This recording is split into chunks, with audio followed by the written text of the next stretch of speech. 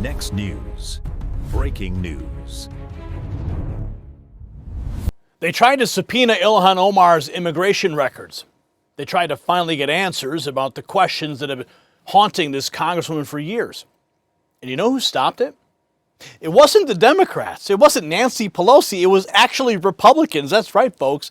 Representative Nancy Mace went on the record saying her own party killed her motion to get those documents from Homeland Security. The same documents that could tell us the truth about Omar's immigration history, her family, and her brother-husband situation that she pretends doesn't exist. So here's the question that should make your blood boil. Why is Congress protecting Ilhan Omar? You see, it's not just about one congresswoman from Minnesota. This is about whether America has a two-tier justice system where the political class plays by different rules than you and me. Think about it. If you lied on immigration paperwork, if you had questions about your citizenship status, do you think the government would just shrug and say, let the process play out? No. You'd be investigated, you'd be prosecuted, you'd face the full weight of federal law enforcement. But Ilhan Omar, she gets protection from both parties. Your tax dollars pay her salary. Your tax dollars fund her husband's consulting firms that magically went from being worth a few $1,000s to $30 million in a single year. And when Nancy Mace tries to get basic answers about how this refugee became a congresswoman who openly defames her country, the one that gave her everything, the Washington establishment circles the wagons. This is the swamp protecting its own. This is the uni party telling you that accountability is for regular Americans and not for them.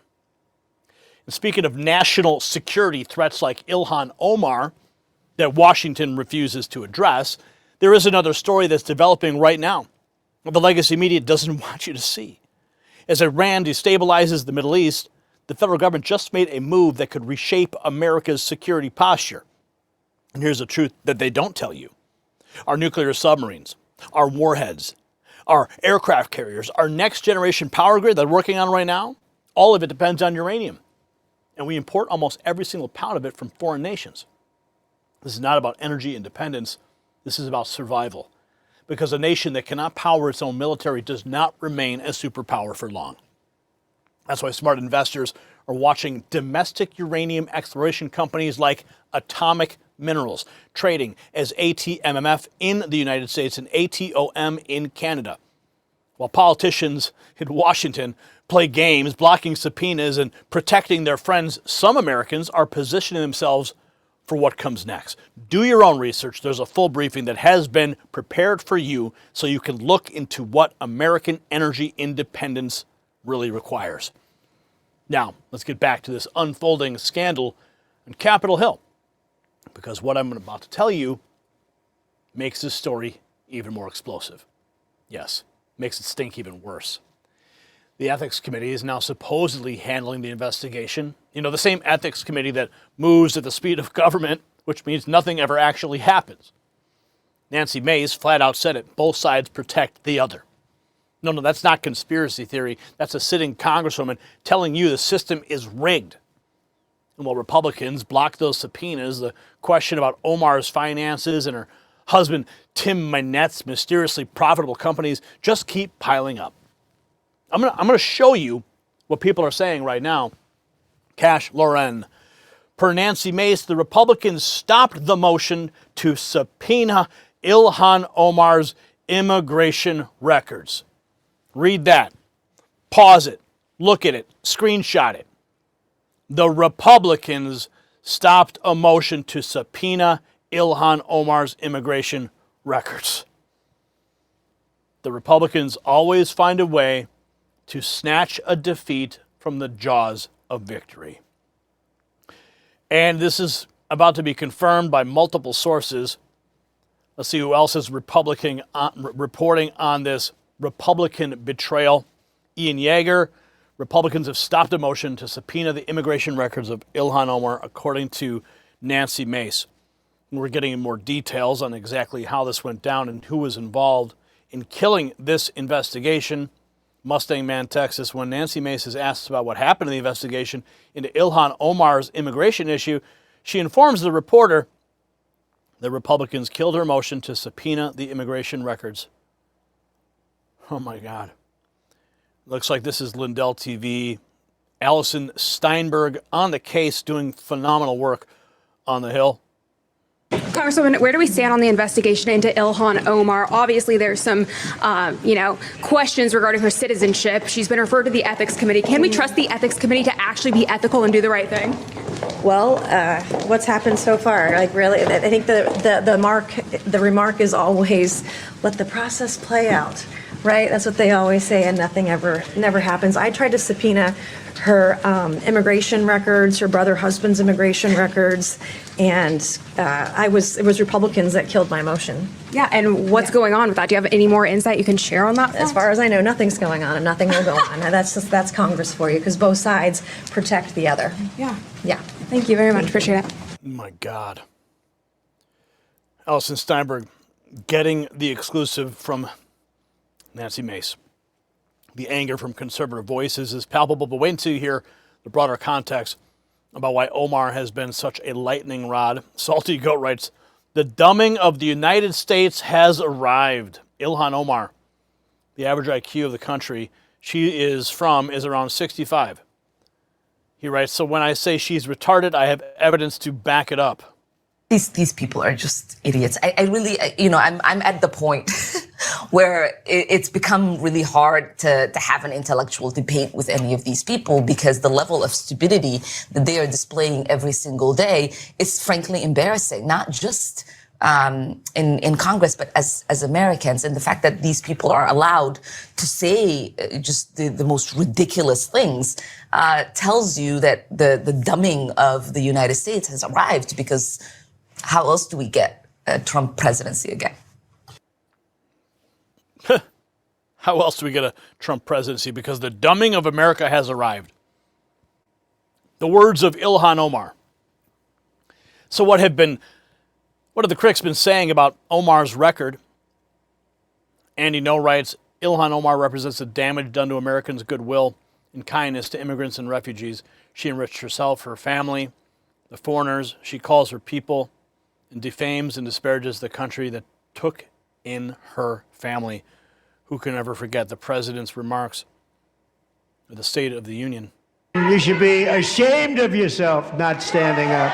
You should be ashamed of yourself. That is why I'm also asking you to end deadly sanctuary cities that protect the criminals and enact serious penalties for public officials who block the removal of criminal aliens. In many cases, drug lords, murderers all over our country, they're blocking the removal of these people out of our country, and you should be ashamed of yourself.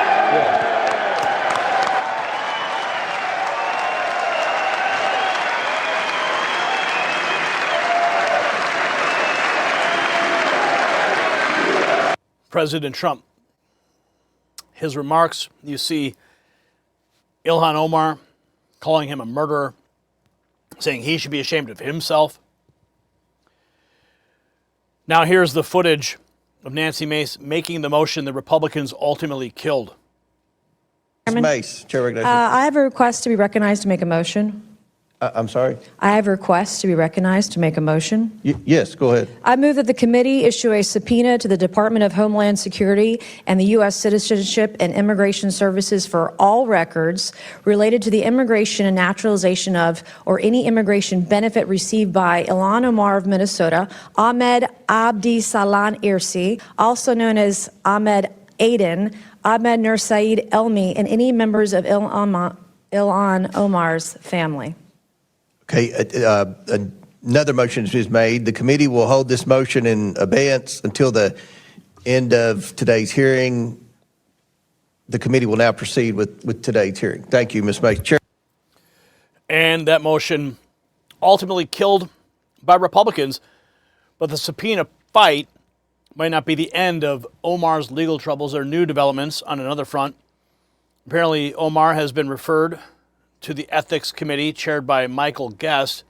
Omar's husband, Tim Minette, listed 2 companies that went from a few $1,000s to $30 million in a year. She has to face denaturalization as part of her punishment after she's been convicted. Here is James Comer.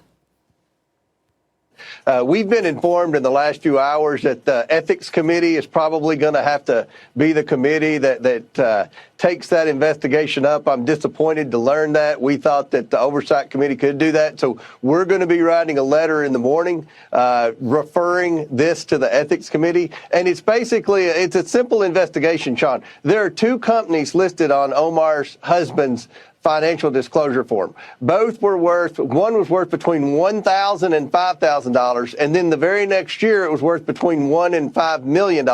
Another one was worth, I think, $25,000, and the next year was worth between $5 and $30 million, based on the ranges on the financial disclosure form. Either way, those are significant increases in value.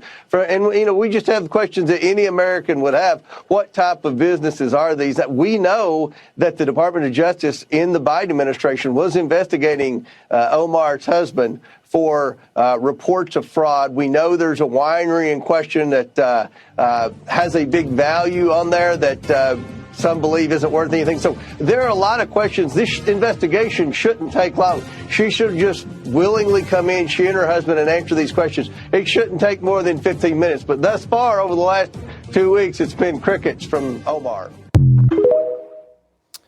Crickets. Are you guys mad yet? Are you? See, here's the truth the political establishment doesn't want you to understand. This is not about Ilhan Omar. She's really just a symptom. This is about a system so fundamentally broken that members of Congress can allegedly commit immigration fraud, funnel money to family members through campaign spending, openly attack the very nation that gave them sanctuary, and nothing happens. The uniparty exists to protect itself. Democrats protect Democrats, and apparently enough Republicans protect Democrats too. President Trump talked about draining the swamp. Well, folks, the swamp just showed you exactly how deep it goes. When a Republican congresswoman can't even get her own party to support basic oversight of a colleague with this many red flags, you know the corruption runs deeper than party lines. So what do we do about this? Well, first, we don't forget. We remember which Republicans voted to protect Ilhan Omar from accountability. We remember that Nancy Mace stood up and tried to do the right thing and was stabbed in the back by her own party. And we keep demanding answers until they can't ignore us anymore. And we share this video with everybody that we know. Now drop a comment below. Tell me, do you think Ilhan Omar should face a full investigation into her immigration records? A simple yes or no. I want to hear from you. Subscribe to this channel, hit the notification bell, because the establishment media will never tell you these stories, but we will. And if you want to support independent journalism and look good doing it, check out the Next News merch shelf below this video for the Next News Network. I'm telling you the truth the swamp doesn't want you to hear. Stay informed and stay free. The system controls information. Information control is power. They don't want you to see this. The truth only survives together. They don't want this shared. Share this now.